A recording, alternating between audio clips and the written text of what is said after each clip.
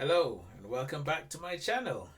As in, if you're a repeat visitor, if you're new, welcome to my channel and hope you like my particular brand of content. If you're returning, I hope it's because you liked what you heard last time and you have come back for more. So, I'm recording this on Sunday, the 31st of January 2021.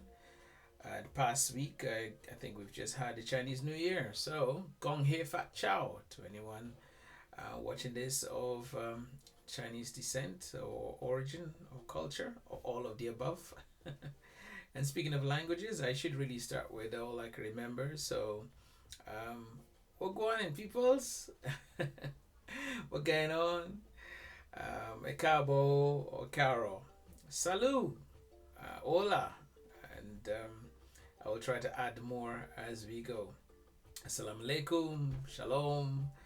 I used to be quite good at all of that because wherever I worked, I used to make it a point as to wherever I got my food from, whether it was a work canteen, the sandwich shop down the road, if the people serving were not English or were not or from anywhere else, so it wasn't their first language, I made it a point to be able to say hello in their language, build that rapport up. There's something about when you're getting food from someone, if they're in a happy mood, I feel like the food goes down nicer. So try it out. That's a tidbit.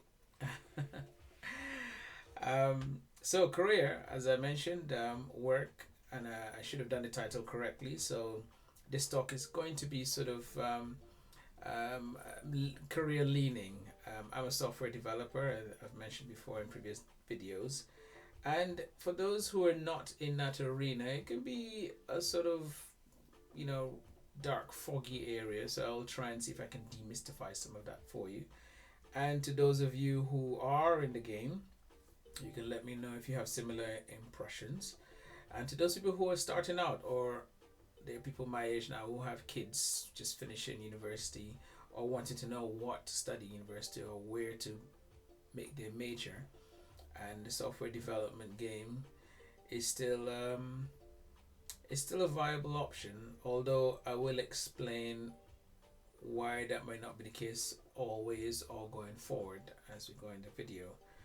So software development is really all about enabling machines to receive instructions, and instructions are the most basic level. So if you imagine somebody's built an arm that knows how to open and close, open and close. Yes, I know it's a bit like Terminator, but you think of that arm as a tool, you can lift heavy object with it. So someone has a program into it.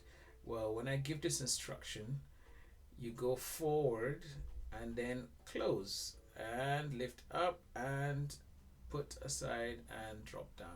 Because when you start studying software development, one of the things they get you to do is think of steps made to make a cup of tea. Now, some people just say, oh, well, you get a cup, you get some water, you make your tea. Some people realize, oh, actually, it's more in depth. So you get a cup, you get your tea bag out, you put it in, you boil some water, you put the water in, and so forth.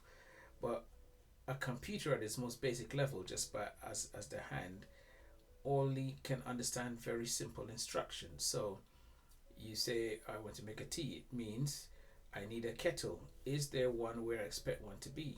No, none on the counter. Get one from the cupboard. Open the cupboard door, take out a kettle, put it on the, if it's one of those whistling kettles, I guess on a hob. If it's an electric one, you plug it into the wall.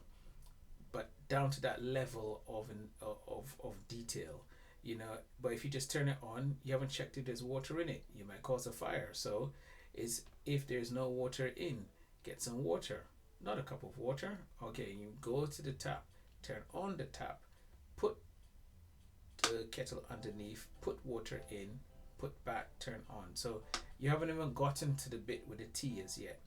And speaking of tea, there'll be a whole discussion on whether it's alright to put milk in first or water first or tea bag first. It can get crazy, but we'll try and keep the scope to just the instructions for the computer.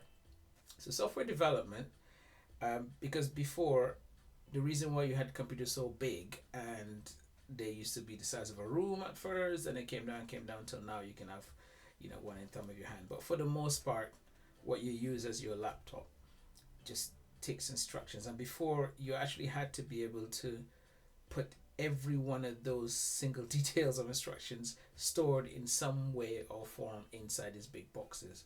So literally, if someone said make a coffee, you had to put, okay, this is what you do to get the coffee, this is what you do to get the water, etc. Now, as time has gone on, we've been able to package up those instructions, so you get a software packaged up to make tea already. It would have to be for this particular kettle using this particular tap in this particular location, but that's how it's gone. And then the idea is from there, then you try and make it so you can cater for as many kettles as possible, for as many kitchens as possible.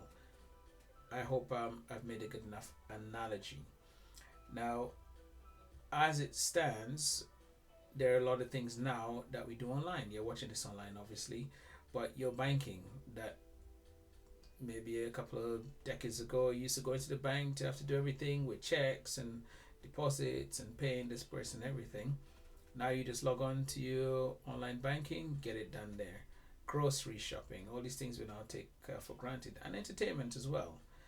And this is all software development. Now, there's an area of software development that caters for businesses. So the kind of work I do, it would be for companies like insurance companies and banks and this sort of thing, where it's called sort of business to business or business to customer. So those companies provide services to you, the end user, or to other businesses to provide to you. Now, there's another emerging, or I guess the biggest growing part of software development, I would say, is the business to customer type of software. So all the apps you see on your mobile, somebody's built them so you get it directly. So it's just like selling you a product, just like a bag of tomatoes or a bag of potatoes. You have a bag of instructions that you can put on your phone to do work with. Now, I say biggest growing, not in terms of money turned over, in terms of exchanged and made. It's just a lot of people are able to now get into that market. So, direct to market, direct to customer, there's no need to have big business for it, as more and more people have the knowledge to do this. And I guess that's going on now, in addition to what we call Internet of Things. So things like programming your lights. So when you come home, you can just say, if you, those of you who have the Nest and the Alexas and such like, you just say, oh, turn on the light, or dim the lights or the water, or these sort of things. And there's like a whole industry. I think in terms of big industry, that's probably one of the biggest things going on at this time. So if you were planning to get into software development now, as someone perhaps studying university, or you were advising someone who was studying and maybe at the point where they were deciding what their major was going to be, one good thing about software development is work opportunity around the world.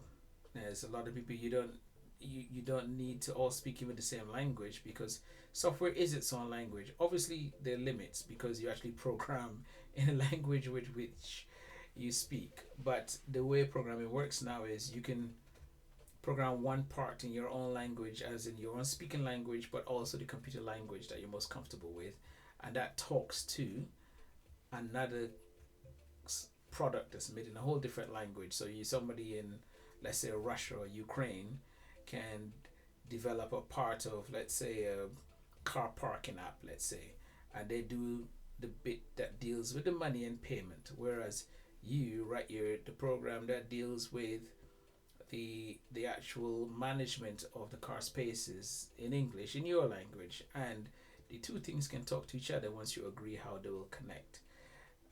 And I'll come on to that as well. I mustn't forget because one of the things at my level, because I've had over 20 plus years experience in the field, is trying to when you try to explain to people what you know, if you're going for a job or a contract, it's good to have a product or something built that you can show.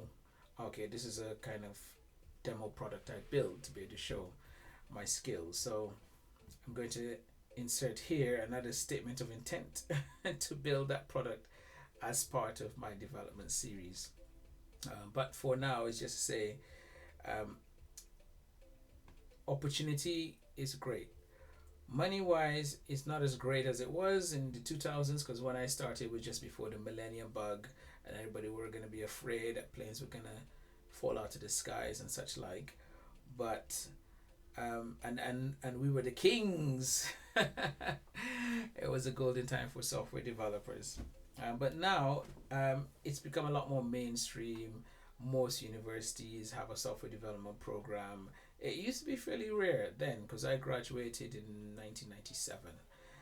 So we were still understanding a lot of it. And I myself, because my major was actually in chemistry, I was doing sciences.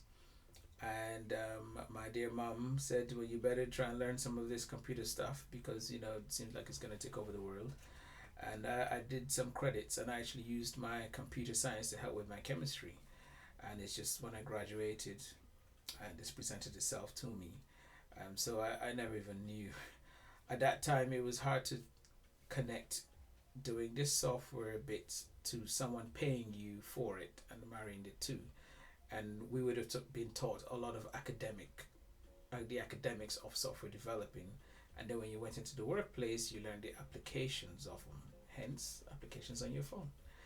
But now you learn a lot of the applications of the software development academic information.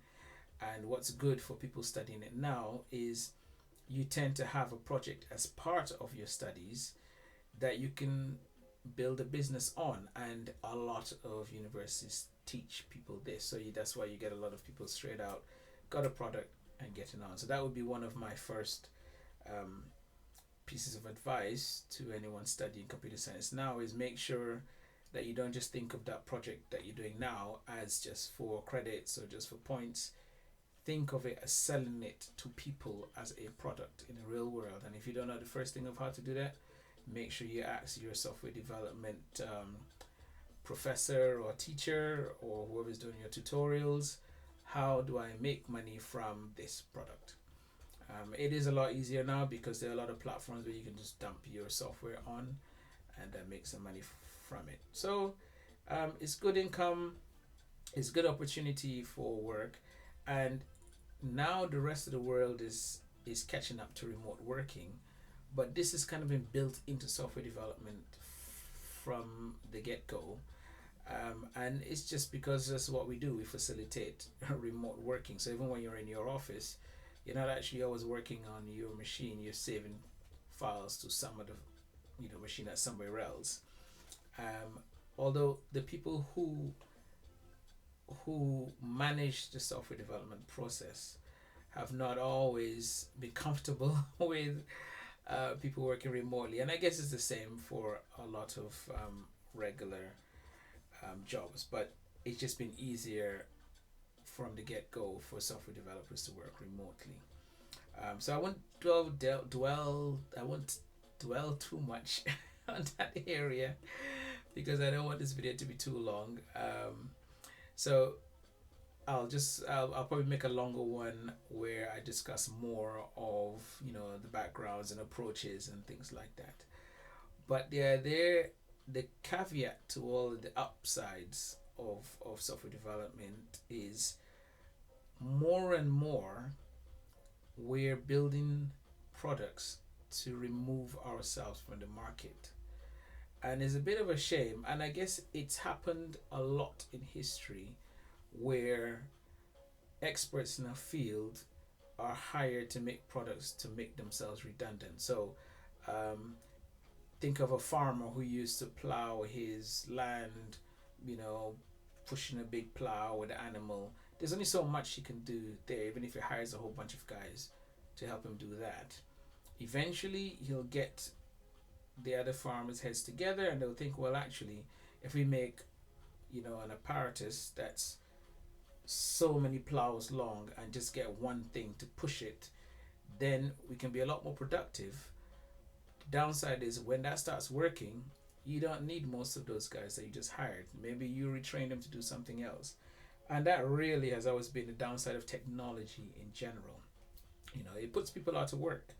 And that's something that can't be ignored because people need to work. I'm perhaps a trade unionist at heart, but I actually think that there should be some jobs that exist just so people can have jobs.